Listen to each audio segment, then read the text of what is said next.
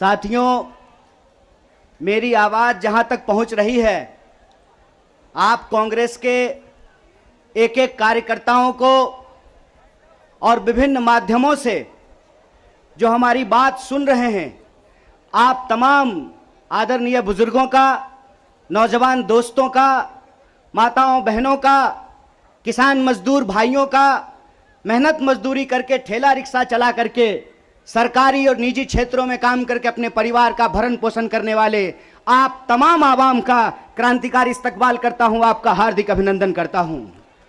दोस्तों, मैं आपसे अपनी कुछ बातें साझा करना चाहता हूं। उससे पहले मैं धन्यवाद देना चाहता हूं हमारे पार्टी के तमाम वरिष्ठ नेताओं को कि आज उन्होंने बड़ी मशक्कत से मुझे यहां लाने में, आपके मौजूद पहुंचाने में मेहनत की है, क्योंकि आजकल दिल्ली पुलिस हम पे ज़्यादा मेहरबान है। दिल्ली पुलिस मेहरबान है और इस बात से हमको कोई दिक्कत नहीं है। एक्चुअली इस बात से हम लोग खुश हैं कि पुलिस अगर विपक्ष को डंडा ना मारे, पुलिस अगर विपक्ष के कुर्ते ना फाड़े, पुलिस अगर विपक्ष को डिटेन ना करे, हिरासत में ना डाले, पुलिस अगर विपक्ष को जेल में डाले, ईडी अगर विपक्ष के नेताओं को परेशान ना करे, सीबीआई आपके घर पे रेड ना मारे, इनकम टैक्स का छापा ना मारे, तो समझिए आप देश के लिए लड़ नहीं रहे हैं। और हम दिल्ली पुलिस को धन्यवाद देना चाहते हैं कि हम देश की जनता के लिए लड़ रहे हैं और आपकी एक एक परेशानी को झेलने के लिए तैयार हैं। लेकिन एक बात हम दिल्ली पुलिस के सिपाहियों को जरूर कहना चाहते हैं। भाई साहब, आप आते हैं साधारण परिवार से, आप आते हैं किसान मजदूर के परिवार से, आप आते हैं गरीब परिवार से। आप जो हमारे ऊपर डंडा चला रहे हैं ना, एक्चुअली आप अपने ही भविष्य पे और अपने ही मुद्दों के ऊपर डंडा चला रहे हैं। इस बात को याद रखिएगा, इस बात को याद रखिएगा। और रिकॉर्ड तो करते ही आप लोग, बढ़िया सा रिकॉर्ड करके गृह मंत्री को सुना दीजिएगा।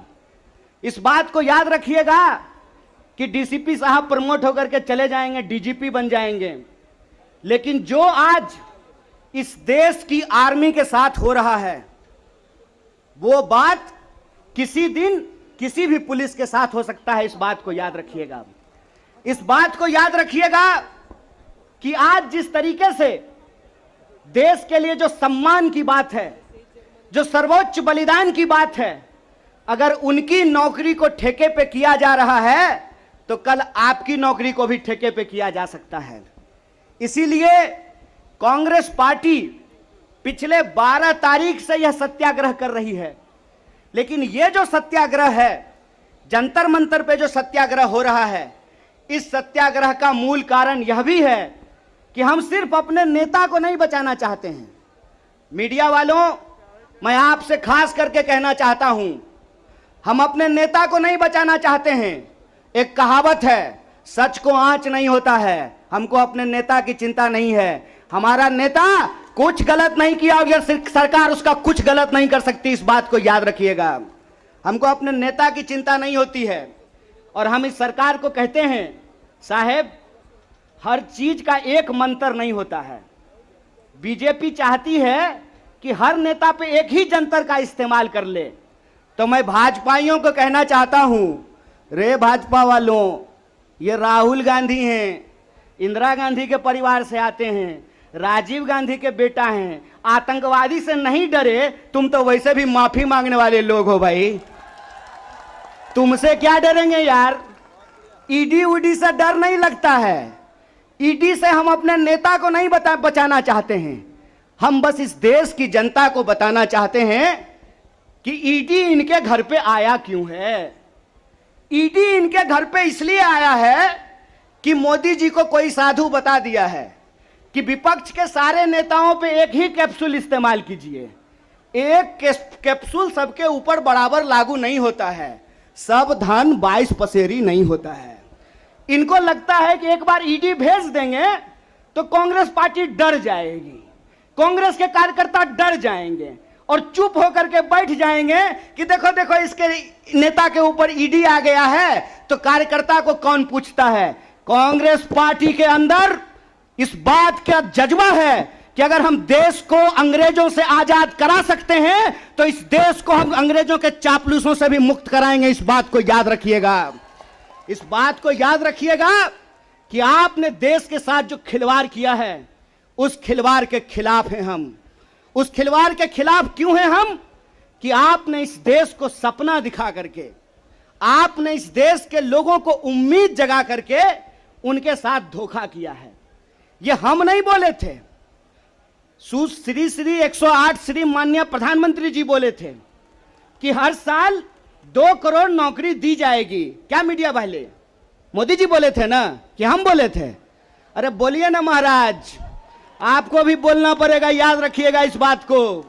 सबकी बारी आएगी, इस बात को याद रखिएगा। अरे हमारे लिए क्या है, जब तक जेल में चना रहेगा, आना जाना लगा रहेगा, हमको कोई दिक्कत नहीं है, लेकिन बारी सबकी आएगी, इस बात को याद रखिएगा। कहे थे ना मोदी जी कि हर साल 2 करोड़ रोजगार देंगे, बोले थे कि नहीं बोले थे? अरे बोलिए ना, आप कांग्रेस के कार्यकर्ता हैं, भाजपा के थोड़े हैं कि डर जाएंगे, बोलिए। बोले थे ना, बोले थे ना कि महंगाई कम होगी, बोले थे ना खाते में 15 लाख रुपया आएगा, बोले थे ना अच्छा दिन आएगा। आया क्या? मोदी जी के स्टाइल में पूछूं क्या, आया क्या? अब नया जुमला आया है, अब नया जुमला आया है कि हम अग्निपथ लेकर के आए हैं। एगो भाजपा का नेता ईमानदार है, कैलाश विजयवर्गीय को धन्यवाद देना चाहिए। कम से कम उसने इस देश के नौजवानों की शंका दूर कर दी। उन्होंने बता दिया भाजपा की नई योजना है तैयार, भाजपा ऑफिस में सभी नौजवान बनेंगे चौकीदार। यही योजना है ना।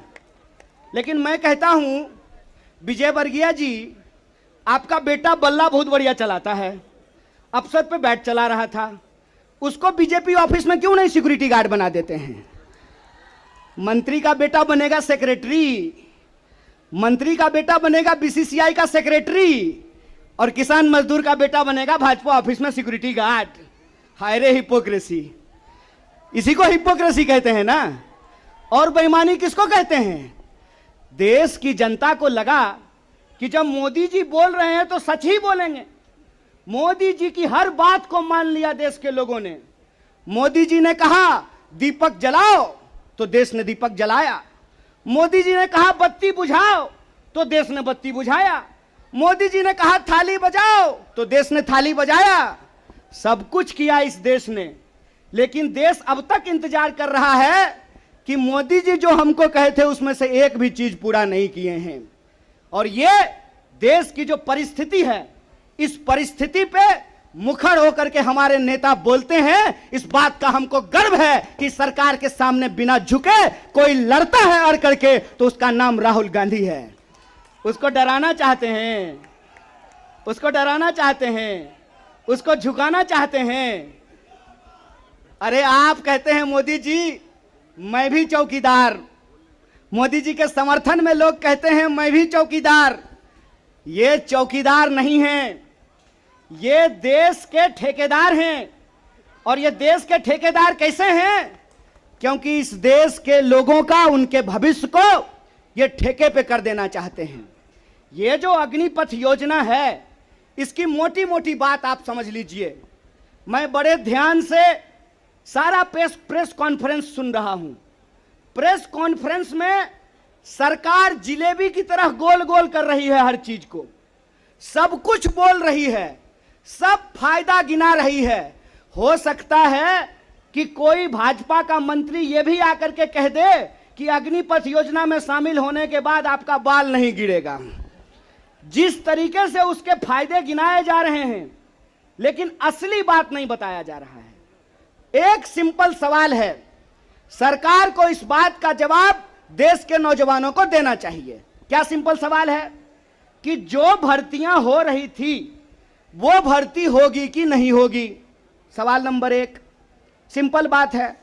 पहले आर्मी में हर साल 75,000 कम से कम लोग बहाल होते थे।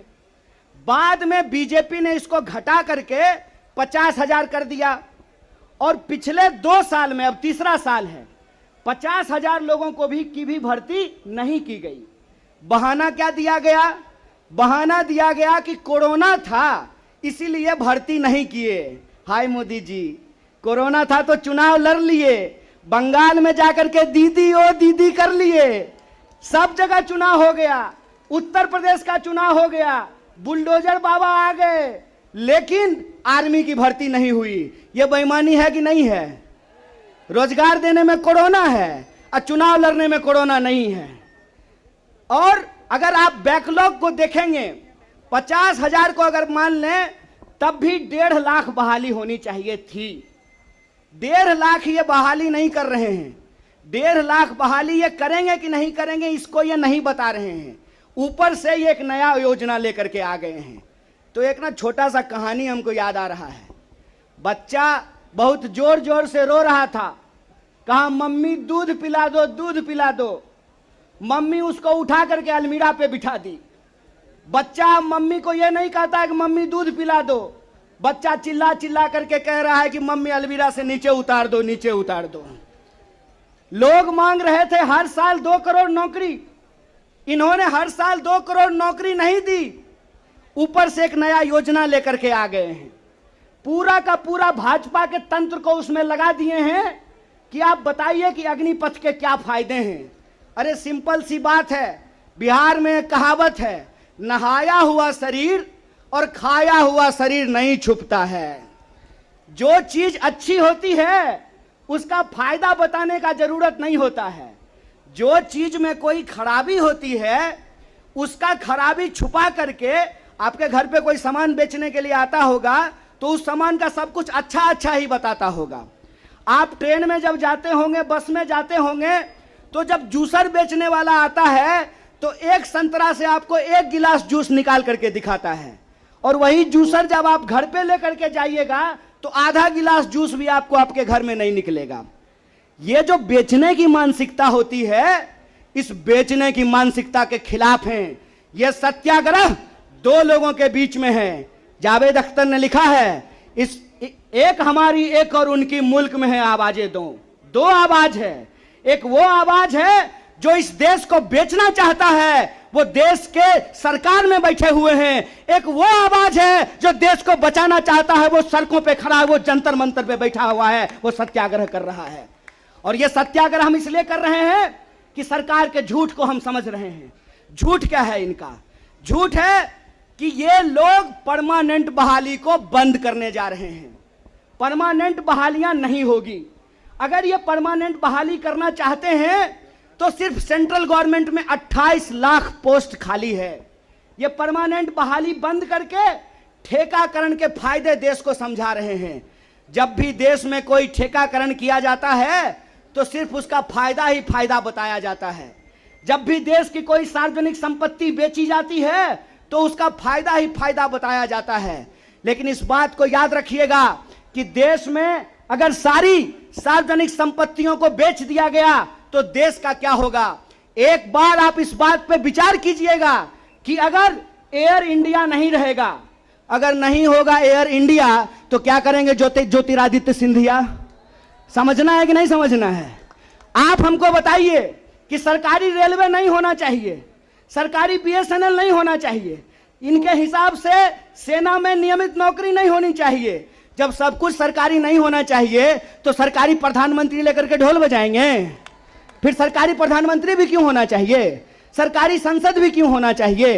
देश का मतलब होता है देश की राष्ट्रीय संपत्ति, देश का मतलब होता है देश की राष्ट्रीय सेना, देश का मतलब होता है देश के लोगों का सम्मान।